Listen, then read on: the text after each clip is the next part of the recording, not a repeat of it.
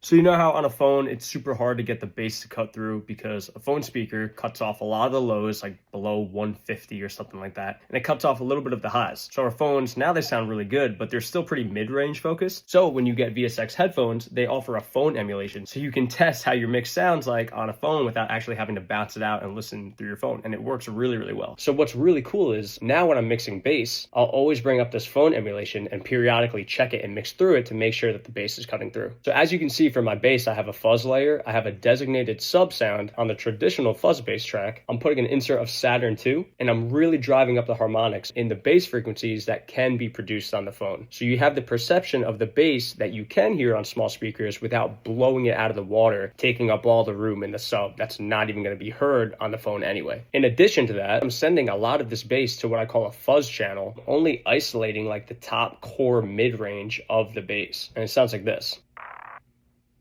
And I'm just blending it up a little bit so it further pokes the frequencies of the bass that can be produced on the phone. And then with the actual sub, I'm blending it in, but I'm not making it overpowering. So I'm gonna turn the VSX phone plugin off. We don't need it because you're on the phone right now. I'm gonna bypass what I did from 116 up to 599, almost 600. And you're gonna hear literally on the phone how much more it cuts through when I'm focusing on the frequencies that just the phone can handle.